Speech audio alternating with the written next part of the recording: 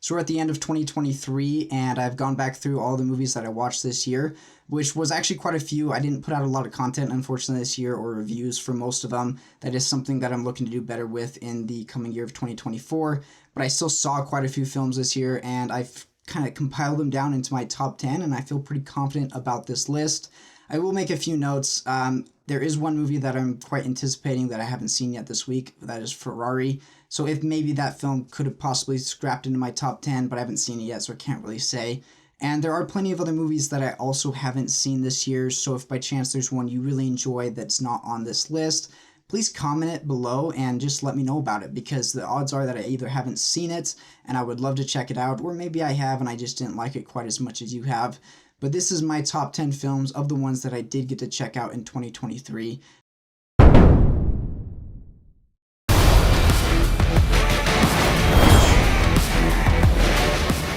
So first up that I want to talk about is Dungeons & Dragons: Honor Among Thieves.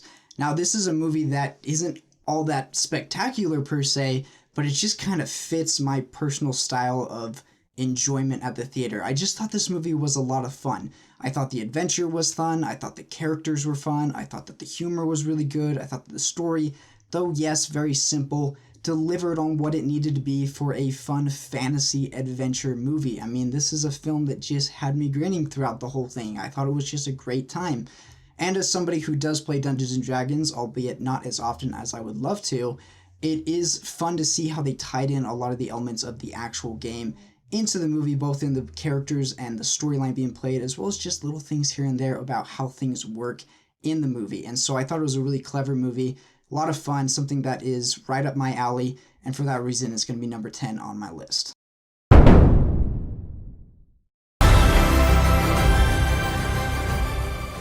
Up next, we've got the movie Wonka, which kind of falls for me in the same sort of category as the Dungeons & Dragons movie. This is one that was really surprising to me. Going into Dungeons & Dragons, I expected that I'd enjoy it. It was right up the type of stuff that I liked. But when it comes to this movie, this was not a film that I was eagerly anticipating. You know, it was one that I had planned to see. I was looking forward to it. And I came out being very pleased with the characters, being pleased with the story, the way that it was crafted. I think it's a well put together movie that just kind of follows all the things very nicely.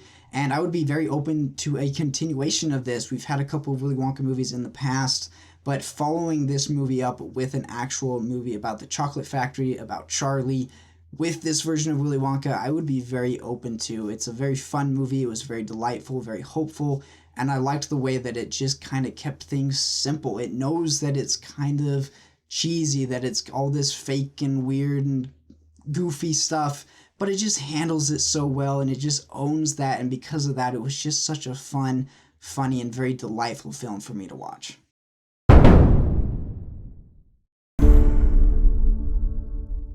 In my 8th place spot, you've got the movie The Covenant by director Guy Ritchie. Now, I'm a big fan of Guy Ritchie movies overall, and this is a unique one that doesn't ultimately feel like a Guy Ritchie film. It's a little outside of the things that he typically tries to do in his films.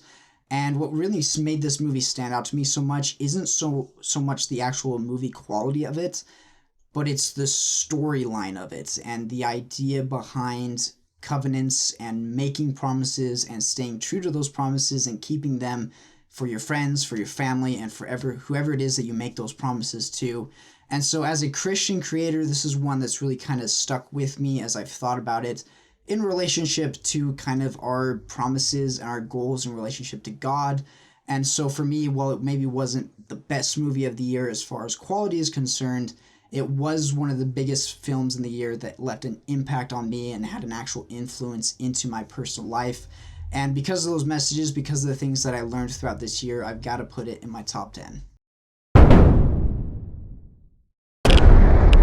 4, 3. Oppenheimer was arguably one of the largest movies of the year. It is just an incredible movie. It is so well put together, it is so well made, and it somehow managed to take a storyline that for the most part involves people just talking, but at the same time it's so interesting and it keeps the audience following along with everything and makes those conversations very thrilling, very entertaining, and then it is packed with just a ton of incredible performances and makes for what is arguably the best movie of the year in sense of how it is made and how it is put together. But unfortunately for me, it just kind of falls a little bit farther back on the list. One of the main reasons for that is that there was some sex and nudity tied in with the movie that I understand are part of the character's story, but I feel like they could have put it into the film without actually having to show it in the film. And I don't enjoy sex or nudity in the movies that I watch, so it kind of set Oppenheimer just a little bit back for me, but it's still an incredibly made movie. It's an incredibly told story, one that was very interesting, and was a story that I knew a little bit about, but definitely didn't know a lot of the details involved with, and so it was also very educational in that regard for me, and so I very much enjoyed it.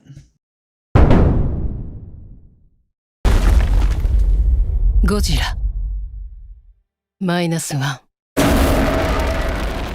Now we make it to what is easily my most unexpected movie of this year, and I think it was probably the most unexpected movie for a lot of people, and that is Godzilla -1. I actually had zero interest in seeing this movie initially. I enjoy Godzilla, but he's not really a fan favorite for me. And I'd seen the trailers for this, and I usually don't watch a whole lot of foreign films. I wasn't planning on checking it out until I saw everybody just going crazy over this movie. Finally, I got excited to go and see it, and it is such a good story. And one of the things that really helps it to stand out is the fact that Godzilla is epic in there, but he's like a side thing to it. He's a little bonus thing that you get to an already interesting story involving Japan following the events of World War II. And so it's just a really, really well put together movie. Considering the budget that they have, it's even more incredible. And so arguably, I mean, not even arguably, this is definitely the one that I went into with the lowest expectations and came out having probably the most impressive experience overall.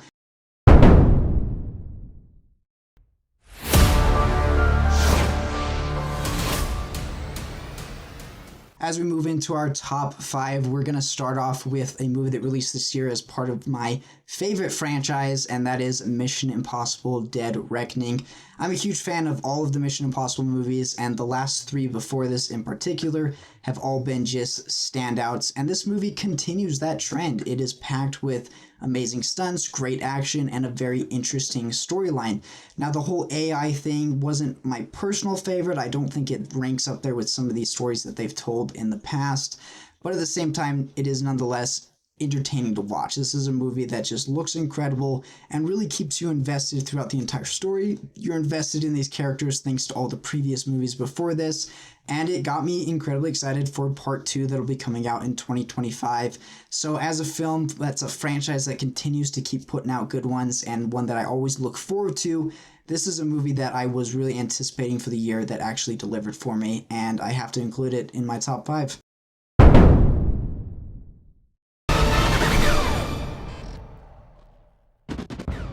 In 4th place is a film that is probably going to make it on a lot of people's top movies ever, and that is Across the Spider-Verse, the new animated Spider-Man movie. This is an incredible film from its animation to its story, and one of the things that I love about it is it's such a large scope. Like, the story is huge as this multiverse is breaking apart. It's got big villains, it's got lots of characters, and yet the characters also have so much depth to them. You understand Miles Morales, you understand these various versions of Peter Parker and Gwen Stacy and what drives them and what causes them to have issues and all these challenges in life. And it's their characters that drive the story forward, and characters like Miguel, who are the villains, are also ones that are very understandable, and so it just adds extra layers to a story that is already well told in the multiverse, something that we don't get to see a lot of in superhero movies today. And so I was very impressed by this one. It doesn't quite, to me, it's not quite as good as the first film, Into the Spider-Verse, but it's definitely right up there with it. And if the third one continues this trend, you're looking at what is arguably the greatest animated trilogy of all time. Let's start together. At the top of my 3 favorite movies of the year is going to be John Wick Chapter 4. This is a film that just brought such a perfect conclusion to one of the best franchises that have been running in recent years. And I know there's been a lot of talk that maybe John Wick 5 will happen, and I'd be definitely open to seeing another John Wick movie, but I feel like this one really rounded out that story that has been told through those 4 films, and it just did so in such a beautifully epic way. I mean, the visuals of this movie were incredible, the stunts were incredible, the action was just amazing. It's non-stop, and yet it never gets boring. It always feels fresh, it always feels new. You're always seeing John Wick just take out anybody in the smoothest, coolest ways possible. And it's a great movie. It's an action movie that will be remembered forever. It is such an interesting story, and I love the world that they've kind of created with this universe and how it all ties into this one and leads to that conclusion and kind of that finale that they were hoping for John Wick. They really did a great job of kind of creating him as this hero, but definitely one that's got a lot of flaws to himself, and he's just so interesting to watch. And this movie did him a lot of justice and really succeeded at concluding and bringing an end to those stories.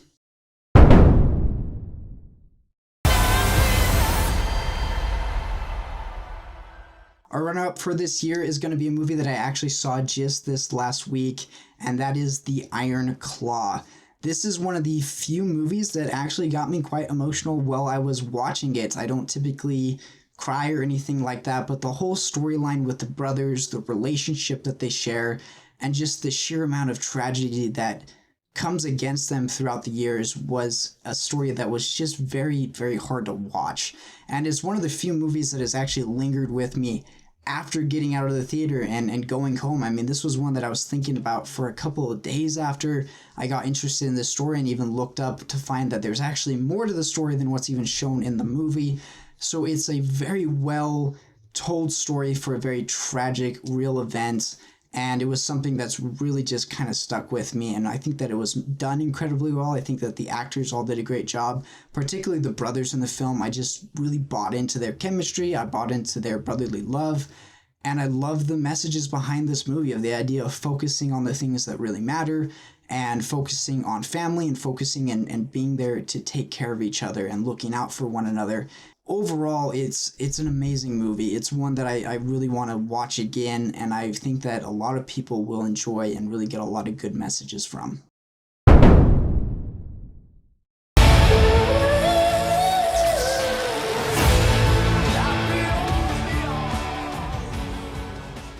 For my favorite movie of the year, though, we are going to be having Guardians of the Galaxy Volume 3. And for me, what really sets this movie above the others and made it my favorite film of the year is the fact that not only does it feel like a conclusion to this Guardians of the Galaxy team, but to me, it just kind of felt like the final conclusion to the MCU. The MCU is something that I've grown up with. I watched the first Iron Man film when I was 7 years old. I went and saw Avengers Endgame the year that I was graduating high school. And so it's been something that's just been with me throughout my life. And Phase 4 and Phase 5 have been really rough overall. Definitely been some great movies mixed in there, but overall it just hasn't had the same feel to it.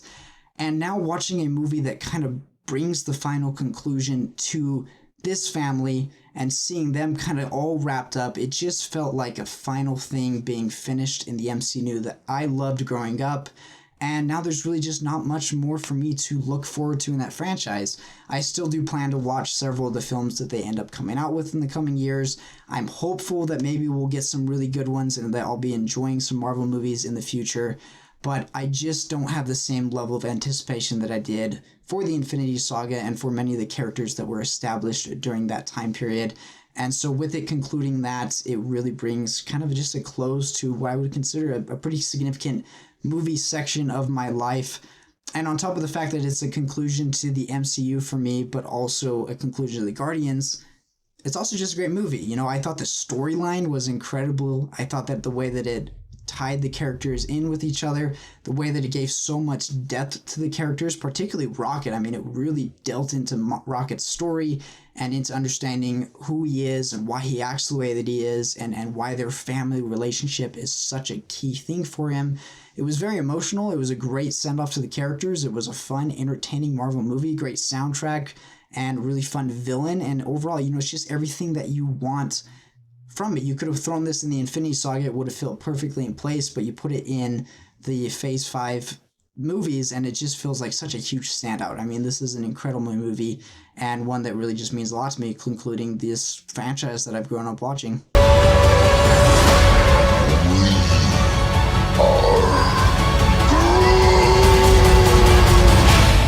So anyways, I hope that you guys did enjoy my list of the top 10 films that I enjoyed watching this year.